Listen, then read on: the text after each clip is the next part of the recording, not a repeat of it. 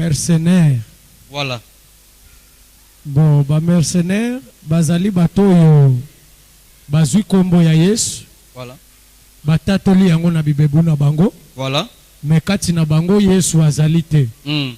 Et oyo bango pe bazoko sala. Voilà. Kati moto nyonso te oyo aza na église te par exemple. Voilà. Que aza mercenaire. Non, il y a des hommes, des vrais hommes de Dieu. Voilà. Oyo Saint-Esprit aza na ko utiliser et akoki kote ya na Arca de Alliance. Akoki mercenaire aye. Nzambe ako révéler bisoye. Avant même voilà. To comme à niveau ya ko comprendre ye na ba acte. Ba mercenaire s'il vous plaît botika copie. Botika copie oye na église abatu oye pona kote ya ozwa mbongo oke na yo. Alors comme ko zalimera bandimi. Notre pasteur éclaircir biso babi ke boko za la juger. Please. Là ba mercenaire ba otika scandale na ba église. Mercenaire au monier ki aza saint ayebi côté a solaka bien moko mona otike l'espace l'église a commencé à mamera ba téléphone ya bandimi a senté ser l'église paille tout serviteur de Dieu aux mercenaires au comme ko sala ba fausse doctrine na quatre église ko sokola bandimi makolo paille expliquer biso na moki serviteur oyo azali ko sala ba acte wana na ba différentes ba églises voilà. Na ba yebele o baza toujours liboso na bango pa bango bazo salela makambo na kombo ya Yesu tozo kende ko sabato na kombo ya Yesu tozo kende ko sala makambo yo elongo banite liboso na Nzambe parce que liboso ya bato emonani malamu mais liboso na Nzambe eza malamu te voilà. Donc eza lisumu oyo parce que akosala kaka oyo ezali pona lokumu na Nzambe te soki kokosa voilà. Akokosa soki voilà. Mabe akondima kosala yango na kombo ya Yesu donc c'est un mercenaire. Merci beaucoup chers spectateurs au Bozolanda biso partout dans le monde. Beta JNZ News TV vraiment luke la rabino makamna source vraiment toza awana igreja Arca d'Alliance to kuta na pasteur akopesa kombo na ye ko zappe trop très beta JNZ News TV. S'abonnez-vous massivement na JNZ News TV. Bana poto, bana ngola, bana monde entier site za moko za JNZ News TV. Vraiment les autres développer sujet moko quelques minutes au kutana na notre pasteur. Pas boa tarde. Boa tarde ndeko Pacheli. Bato ba otalo monde entier to koyeba kombo. Oui, moi c'est le pasteur Nzonzo Samuel par la grâce de Dieu. Pasteur Nzonzo Samuel to a na kati église Arca d'Alliance les autres développer sujet moko oba na Nzambe ezoko ko enquêter bango trop balobaki esenga photo solaka na yo pasteur Nzonzo to développer sujet moko eza ba mercenaire pasteur Nzonzo ba mercenaire baza banani ba mercenaire voilà bon ba mercenaire bazali batoyo bazui kombo ya Yesu voilà batatoli yango na bibebu na bango voilà mais kati na bango Yesu azali te et oyo bango pe bazoko sala voilà kati na yango Yesu ezali te donc dans un seul mot c'est comme ça que nakokaki ko répondre yo par rapport ya motuna oyo tuni koloba ete nani aza mercenaire. Merci beaucoup wana tozo kanenge pasteur Nzunzu soloba pasteur Nzunzu tozo mona ba mercenaire oyo bazo yaka mingi na église to na place ya ba sala na Nzambe ezalo ko ba mercenaire oyo ndeti yazala kanene église te mais akoma ko kendeka na ba église abatu o masa tikelanga cher na beta na zwa mbongo pa ipona ba mercenaire wana lobani ko loba na batu nyoso ba Holanda yo bakoma loka miyibi ya mbongo. Donc il faut qu'on a la série pour nous définir vraiment qui est mercenaire. Voilà. Parce que tant qu'on a zolanda yo, na maloba na yo, na linga ki na loba yete, motonio sauté oyo aza na église te par exemple. Voilà. Que aza mercenaire. Non, il y a des hommes, des vrais hommes de Dieu. Voilà. Où le Saint-Esprit a ça utilisé et à côté côté y a na Arca de Alliance, à côté côté y a na IPVJ, à côté côté y a na APCJ, à côté côté y a na Sans Précieux, à côté y a na différentes églises où toyebi katina ville, topé libanda y a ville. Donc mutunyo soute où azangi église où aza mercenaire. Merci beaucoup pour nous tazangi église aza mercenaire. Pasteur Nzunzu, tout le monde a des mercenaires mingi. Ceux qui par exemple bauti Luanda, to bauti par-ci par-là, basa lanza mebele batike la banque église. Et comment copie tu es aranine? Alors likambo ya kotike la quelconque serviteur cher. Voilà, bauti par-ci par-là. Oyo na koki kotali sayon de kopacheli parce que oza mwana na Nzambe mais aussi ba inyoso yo bazoko landa biso. Voilà. Et que Moussala Nanzambe eza copité. Alors, pendant que Moussala Nanzambe eza copité, nous ne croyons pas.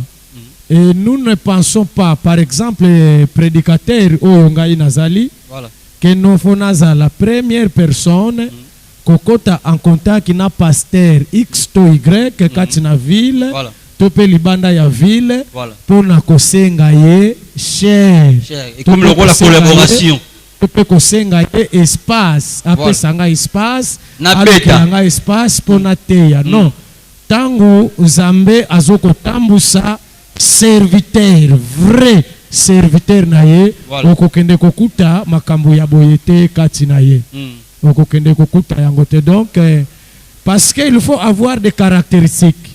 Pamba te makambo nyonso ya ba sermine ya ba mercenaire eza ba makambo yo tokoka mwanango te lelo pona nini tokoka mwanango te parce que zalaki makambo yo Yesu Kristo Masia alobaki eke bakoya ebele donc na monde ndenge toza boye na 21e siècle oyo baza ebele. Alors comment tokoyeba bango comment tokotia bango ka Photozala na ba caractéristique ya un mercenaire. C'est comme ça que okokutana nangai. Soki osmoni ba caractéristique ya un mercenaire kati nangai c'est que naza mercenaire. Omoni makambo ngo ndenge tamusamaka. Parce que na elongi boye tokoyeba bango te. Mais na bizaleli na bango tokoyeba. Moi par exemple oza na Luanda, oza na RDC, oza soki wapu, musala ko benga kangai, na lukela yo espace on a beta. Non, oza déjà na carton rouge parce que kotika la koya kote ya awate. Pamba te Nzambe lobelinga eloko te. Toyebi ba caractère na yote. Toyebi position na yote mbala mo yote. D'abord Nzambe faut alobelanga quelque chose. Omoni faut ezala esengeli ezala confirmation. Voilà. Par exemple, oza prédicateur ovanda kana Luanda, okoki même kokota en contact nanga pona kotalisa ngai oyo Nzambe ayebisi yo. Nzambe alobaka jamais epai na moto sans que ko avisa. Baye oyo to bisika oyo ye akotinda mona pona kokende sala service moko boy songo.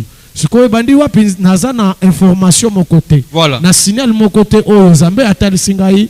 Yo prédicateur par exemple aux Rwanda chaque jour kotungisa ngai zela téléphone na lukelo ka espace pour oya koteya oya kosala service mais peut-être certainement aux mercenaires donc photos à ka vraiment beaucoup na attention pour na ko comprendre ka makambo bien afin que to kweyaka na ba piège ya bato te mais sinon baza ebele bazo ko travailler et beaucoup plus katina bango pe na musala bazo sala Jésus-Christ azalite.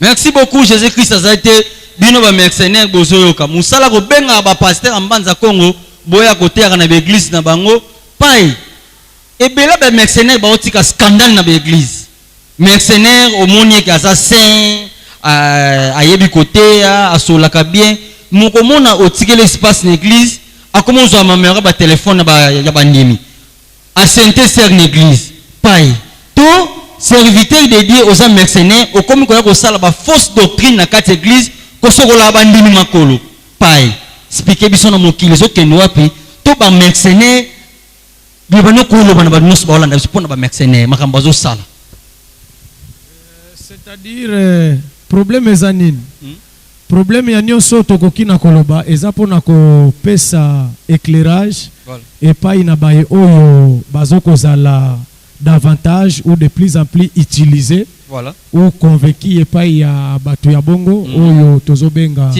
ba mercenaires. Mais je crois chaque chrétien doit être conduit par le Saint-Esprit. Chaque chrétien, parce qu'un serviteur de Dieu, c'est un chrétien. Le fait d'être pasteur, le fait d'être apôtre, le fait d'être prophète, évangéliste, ou aussi docteur, ezoko bimisabiso libanda ya kozala chrétienté, ezoko bimisabiso libanda ya kozala bana na nzambe te.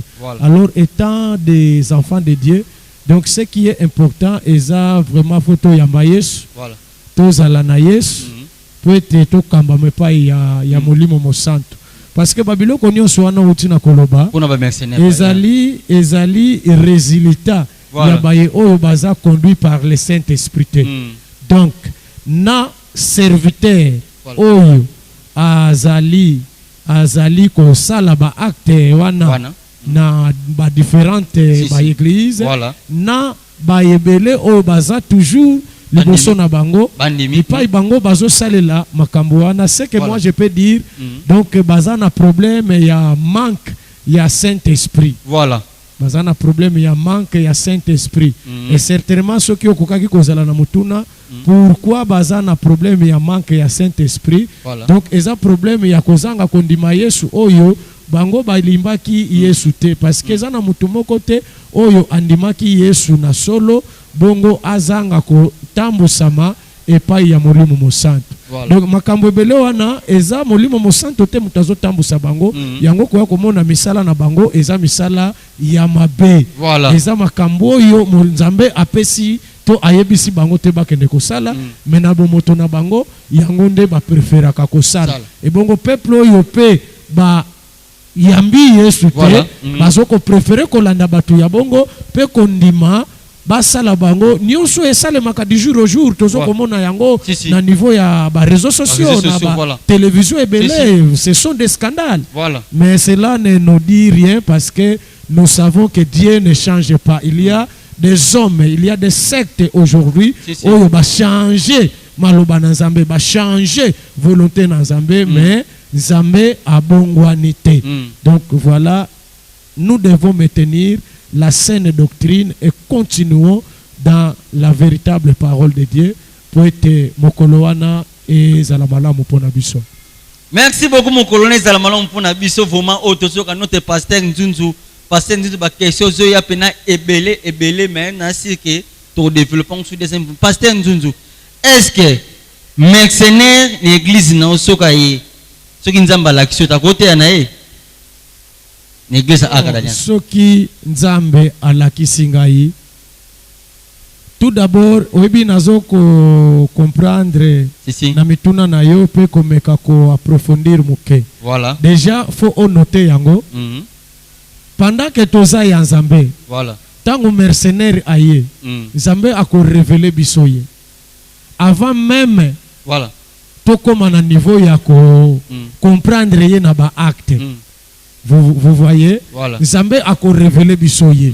Alors que toza ya Nzambe a révélé bisoye. Mais au monité biso tobeiraka beaucoup plus na oyo Nzambe atalisaka biso.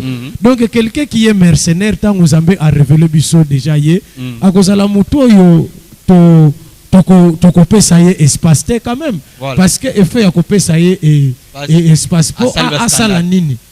Po asala ba scandale, po asala ba chose abominable na kati na ndaku na Nzambe to liboso ya peuple de Dieu. Donc venir, ils peuvent venir, mais Dieu a révélé biso bango molimo mosanto a révélé biso bango pe tokozala na lolenge ya malamu ya koyeba kozala na bango.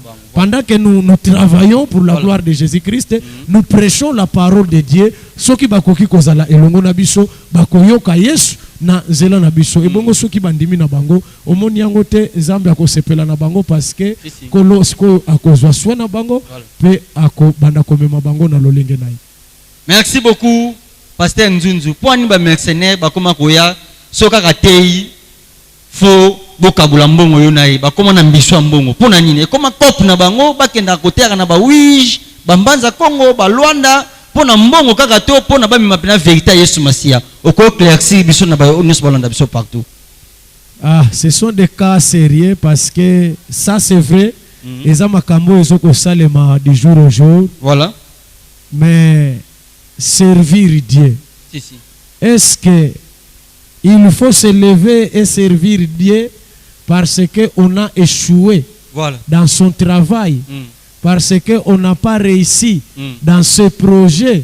Moi je pense que non. Alors toujours makambuana oyo lobi parce que za motuna na yo et pas inabiso menga na koloba ete ce sont des résultats ya baye oyo baponami et pas inanzambe te babengami et pas inanzambe te mais aujourd'hui ils se disent serviteurs de Dieu. Voilà. Ils sont reconnus au niveau de la ville. Ils sont reconnus au niveau de nos pays. Voilà. Que ce sont des serviteurs de Dieu. Et à fin fond, ils ne sont pas les serviteurs de Dieu. Merci. Comment? Parce que tala bamakambu basalak. Voilà. Tala lolenge bazoko kamela ba église. Tala oyo okoki komona kati na bango. Voilà. Faut olela. Si. Faut o regretter. Donc ebele lelo ba zui mosala ya kosalela Nzambe. Voilà. Mais baza penza ba yeba benga mi epai na Nzambe. Baza ba mercenaire to baza oyo ba pona mi epai na Nzambe. Et nanzela na bango nde okoya ko vérifier trop de scandales na mokili otozali. Beaucoup de scandales na mokili otozali.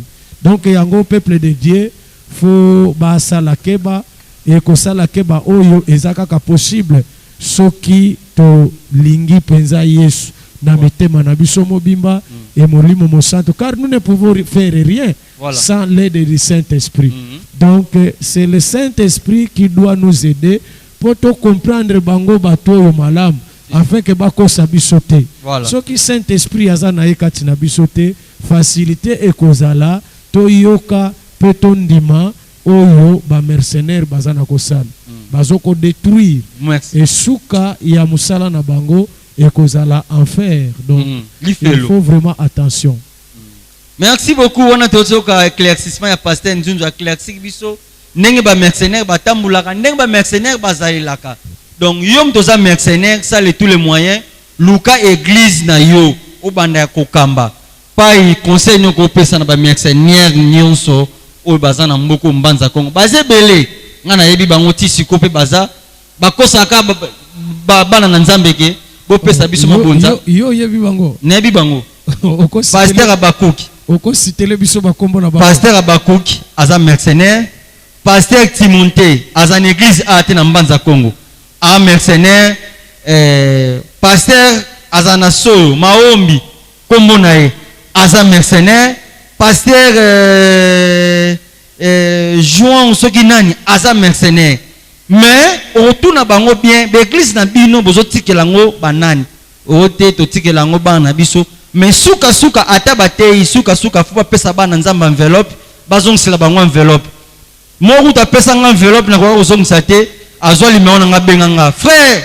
ya pesa enveloppe na ngina voyager pa lekela ngai na bité na defata mbongo na kende pesa siko pai bazomema biso wapi ba mercenaire o nous natangi ba kombo. Donc je crois que l'heure est grave vraiment. Na plateau bisika nazali peuple de Dieu nazana c'est l'un des journalistes oyo toyebi malamu boyebi malamu ngai na kamwepe elekeli ngai parce que akomi même na niveau ya ko citer ba kombo pour ça la vérité mercenaire. Voilà. Pourquoi? Parce que c'est quelqu'un qui a de l'expérience. Voilà. Premièrement il y a connaissance, il y a maloba na Nzambe oyo azanango et l'expérience il y a mosala na ye tant que journaliste. Donc à aborda kabato ebele ba serviteur de Dieu ebele a komi na niveau ya kotanga ba kombo ya ba mercenaire oyo boyoki eza kaka likambo ya kosala keba liboso ya bato oyo parce que non seulement baye ndeko atangi kombo mais baza ebele vraiment na mokili ya lelo na mboka na biso, na ville na biso, na pays na biso, na libanda ya mboka baza ebele. Donc peuple de Dieu, to linga Yesu, to contempler molimo mo santo, to collaborer na molimo mo santo, pour être molimo mo santo ayebaka ko révéler biso bango, ayebaka ko épargner biso liboso ya ba serviteur ya satana, ba serviteur ya lokuta baza ebele. Mais pona ba mercenaire oyo ngai nakoki ko talisa bango to ko yebisa bango ezali repentance. Donc faut basa la repentance oyo ekozala solo, parce que ekomama même na mutu nyonso oyo ayebaka ko confesser mabe na ye. Nzambe aza fidèle pe juste pona koyeba ko limbisa pamba teza mabe wana ya kozala mercenaire na kombo ya Yesu tozokende kokosa bato, na kombo ya Yesu tozokende kosala makambo oyo elongo bani te liboso na Nzambe, parce que liboso ya bato emonani malamu, mais liboso na Nzambe eza malamu te. Donc eza lisumu oyo eko permettre baye oyo bakoboya ko bongo la mitema bakota lifelo. Alors toye ko pekisa bino vraiment na kombo na Yesu Kristo Masia pamba te Yesu aza bolingo. Je crois émission ndeti oyo eza bolingo na Nzambe, parce que Nzambe aboyi komona bino bokufa na mabe oyo bozokende kosala. Comme ba mercenaires ebele bayebi yango te, mais vous êtes des mercenaires. Journalistes ayebi bino, ba susu pe journaliste ayebi bino te. Tokoki ko continuer ko comprendre bino par l'aide du Saint-Esprit pe na ba acte na bino. Donc ce que vous devez faire, c'est de repentir de vos péchés. C'est repentir de tous vos mal, tous ces chemins que vous suivez pour corrompre le monde, pour amener les gens na ngambo ya molili na ngambo ya Satan. Donc il faut se repentir, parce que ceux qui bosali yango na solo kolo Yesu ako pardonner bino pe ako purifier bino et botikali obéissante na se ya makolo na Yesu Kristo Masia na nzela ya maloba na Nzambe. Et en tout cas ekozala malamu, vous aurez la vie éternelle et tout ce que Dieu a promis pour vous s'accomplira, et un jour nous irons au ciel lorsque Jésus-Christ reviendra pour enlever son église. Merci beaucoup. On a notre pasteur Nzunza ba mercenaire, s'il vous plaît, botika cop oye na église ya bato oye pona koteya ozwa mbongo okena yo. Alors comme ko zalimera bandimi, notre pasteur éclaircir biso babike bokoza la juger please pour makambo sala ezapena ya Nzambe te. Pasteur Nzunzo ba mercenaire ya vrai o pena bate ya Nzambe na busolo ayebi ke Nzambe pena atindie ndenge balobaka bokena monde bokende teya partout dans le monde. Ba mercenaire wana pena ya bien o ba Holanda yo conseil noko pesa bango o baza ba vrai mercenaire bayela rapona mbongo te bayela ande pona liloba bate ya bana Nzambe babika yata zwine mbongo te etaliete yata zwine mbongo te etaliete mais ba o bayela rapona mbongo te bayaka pena ya vrai pena pa conseil noko pesa ba mercenaire wana ya solo bayebanso yo partout bisika bazali bazo salela Nzambe na solo. Ce ne sont pas des mercenaires, parce que lorsque nous parlons de mercenaires, nous voyons les côtés négatifs. Alors Jésus-Christ est dans la positivité. Donc c'est comme ça qu'il y a des hommes et des femmes et des hommes qui ont accepté parce que Jésus-Christ avait besoin d'eux et ont accepté. Aujourd'hui ils sont conduit par le Saint-Esprit. Et bazo sale la vraiment Nzambe na solo.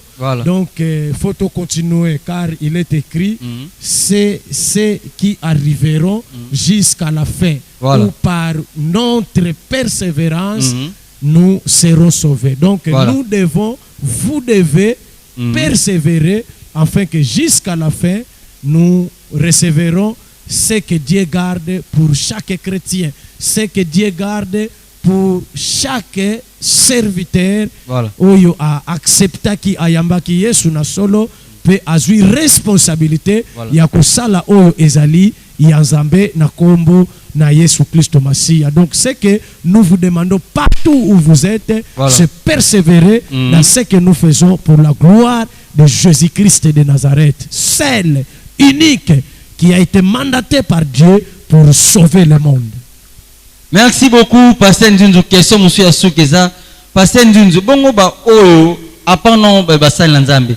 Ba musicien o ba yaka quelque part à Longwe, ba intercesseur, ba tonyo su ba sali nzambe. O ba yaka neti ba mercenaire. Ba mercenaire te, neti mise mo ko ya quelque part à sali scandale mo Longwe, mutu mususu quelque part ba mercenaire te. Ba mercenaire ba saka pona nzambe to parti par la ba mercenaire ba. C'est-à-dire dans chaque église, dans voilà. chaque assemblée, voilà. Et je crois l'assemblée c'est mieux. Voilà. Dans chaque assemblée, il y a beaucoup de serviteurs. Voilà. Mais alors parmi ces serviteurs, qui sont les mercenaires? Parce que tant on a beaucoup de serviteurs, tous on a serviteurs basés na prédication, voilà. tous on a serviteurs basés na protocolat, tous on a serviteurs basés na intercession, tous on a serviteurs basés na ngambu ya chorale, donc ils chantent pour Jésus-Christ. Beaucoup de serviteurs, différents serviteurs de Dieu. Alors parmi tous ces serviteurs dans un ensemble, qui est mercenaire? Un mercenaire est cette personne-là, cette femme, cet homme-là, cette sœur, ces frères-là, qui n'est pas conduit par le Saint-Esprit. Amen. Ce qui te comprendre yango malamu. Voilà. Donc ezali moto oyo aza conduit par le Saint-Esprit. Ce qui aza moyembi ndenge utiko ko souligner yango. Voilà. Ye aza moyembi. Il est écrit, l'heure vient, elle est déjà venue, où les vrais adorateurs adoreront le Père en esprit et en vérité. En esprit et en vérité. Voilà. En esprit. Vous savez pourquoi Bible bandele en esprit et en vérité? Parce que c'est en esprit que nous faisons tout ce que nous devons faire pour la gloire de Dieu. Amen. Une personne qui n'a pas l'esprit de Dieu en lui, ata oyo asali et mon animalamu, car on peut penser que c'est la vérité, mais devant Dieu, ce n'est pas vrai. Pourquoi? Parce qu'il n'a pas l'Esprit Saint. Il n'est pas conduit par l'Esprit de Dieu. Donc nous devons être conduits, remplis, utilisés, guidés par le Saint-Esprit. C'est ainsi que nous ne serons pas des mercenaires. Mais sinon, ne pas avoir, ne pas être utilisé par le Saint-Esprit fait toute personne, fait tout serviteur mercenaire. Parce que à kosala kaka oyo ezali pona lokumu na nzambe te. Soki kokosa akokosa, soki mabe akondima kosala yango na kombo ya Yesu. Donc c'est un mercenaire. Moto azo sala makambo oyo ezopesa tata nzambe lokumu te. C'est un mercenaire. Ça c'est une autre définition oyo koki même ko permettre peuple de Dieu au bazolanda biso ba comprendre qui est mercenaire. Accepter d'être conduit par le Saint-Esprit. Aceita ser conduzido pelo Espírito Santo de Deus. Assim faremos sempre o que agradará a nosso Deus Altíssimo. E não seremos mercenários, porque são muitos nós no mundo de hoje. Hoje em dia, nas igrejas, dentro da cidade, dentro do país, são muitos que são mercenários. Estão a trabalhar usando o nome do Cristo Jesus, mas tudo enquanto que estão a fazendo não agrada ao Senhor. É porque não são conduzidos pelo Espírito Santo de Deus. Donc vraiment bazali eza sandote eza kaka likambo foto sala na yango keba poete vraiment tozala ndeti bango te. Pamba te kozala ndeti bango liboso na Yesu Kristo Masia. Vous savez, Zambé azotika temps et pas une motonios.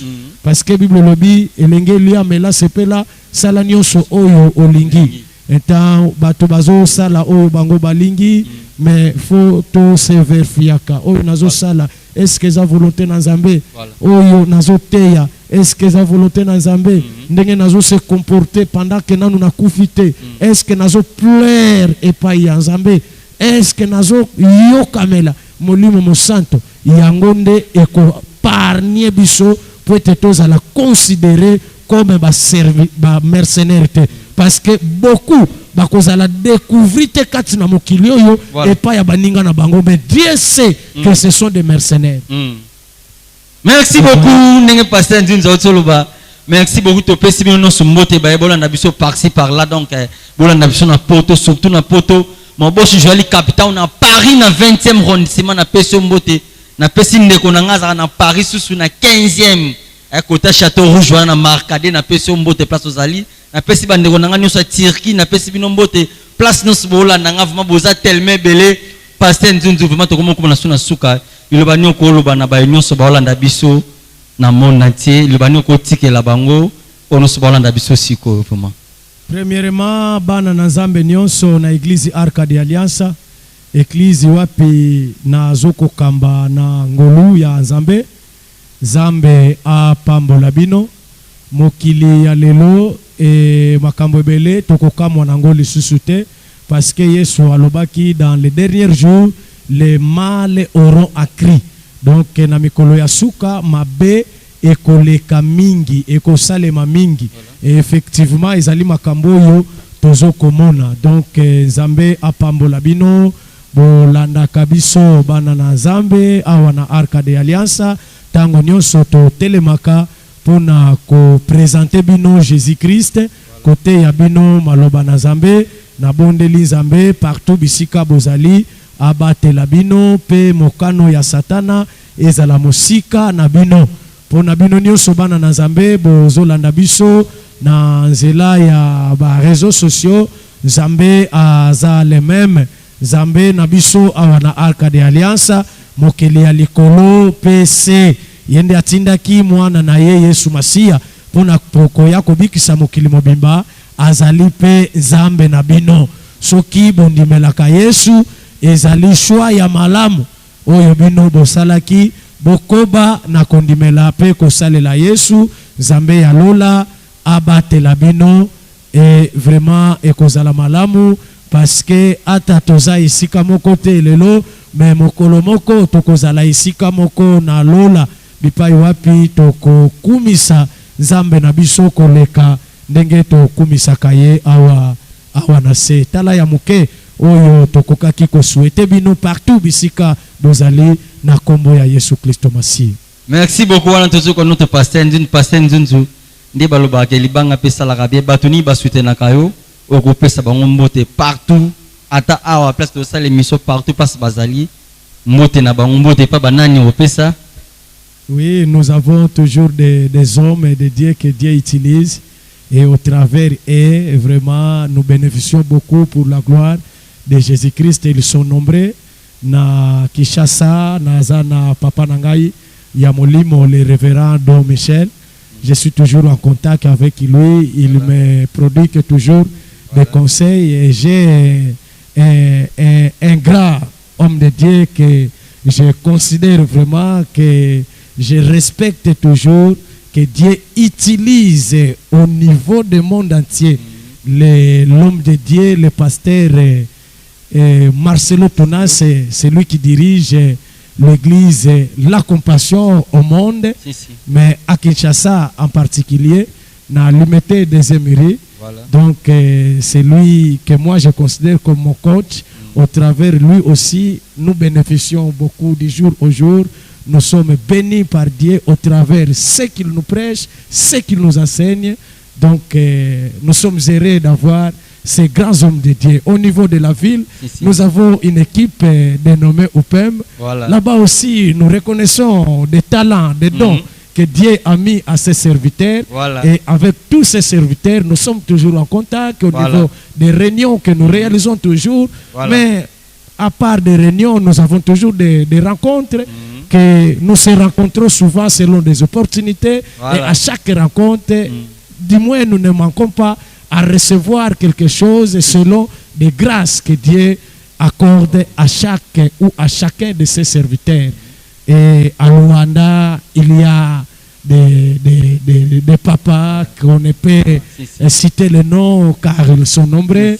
Donc Dieu est avec vous et au travers vous, nous bénéficions beaucoup de choses. Merci. Merci beaucoup. Donc on a tout passer Nzunzu vraiment na pesi maman Maman Dorcas. Maman Dorcas, Maman Dorcas n'est pas là. Maman Dorcas place à Zana PC Mbote. Merci. On a maman Lambela Rabiso, donc c'est très important qu'on puisse à maman Mbote. Na PC sur bas serviteur non c'est Arc d'Alliance.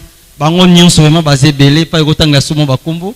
Oui, j'ai des jeunes serviteurs ici vraiment que je bénis Dieu parce que voilà. Des fois nous asseyons et écouter Dieu au travers et nous avons Papa Ndaye, nous avons Papa Massamba, les frères Lensi, et nous avons beaucoup de serviteurs qu'on ne peut aussi citer les noms car ils sont nombreux. Nous avons Papa Simao, notre frère, c'est lui-même qui a intervenu après mon intervention d'aujourd'hui, après les prédications, c'est lui qui a intervenu aux autres étapes de culte. Donc ils sont vraiment nombreux. Banabasi Baza Ebele, nous avons des mamans que Dieu utilise. Tozana Sœur Germanie, la femme de frères Lensi. Voilà. Nous avons ma femme, Maman Dorcas. Voilà. Lui aussi, Dieu a utilisé Akaye. Nous avons beaucoup de serviteurs et de servantes de Dieu que Dieu utilise. Voilà. Et ça, c'est la bénédiction. Ce sont des merveilles que Dieu nous fait dans cette église d'avoir ces jeunes gens qui ont donné leur vie en Jésus-Christ. Et ensemble, nous faisons ce qui glorifie notre Seigneur Jésus-Christ. Donc, que le Seigneur vous bénisse et nous savons que nous sommes toujours ensemble, nous avançons toujours pour la gloire de Jésus-Christ et un jour, nous serons ensemble au ciel. Merci. Merci beaucoup. Donc, na pesibinos bolanda biso na JNZ News TV na pesibinom bote. Na pesimita simbelinga na caméra, asimbelinga ingénieur Antonio. Ingénieur Antonio mutasimbelinga caméra. Vraiment na pesibinos mbote bolanda biso, abonnez-vous massivement na JNZ News TV. Vraiment boromona ba image na biso nyonso, vraiment ba image nyonso ba émission nyonso vraiment to salaka. Vraiment na kekuna na États-Unis. Na pesi Ange Lukoki na kati États-Unis na pesi mbote, Carlos Malungu na Belgique na pesi mbote, Emmanuel Paulo le financier na pesi mbote,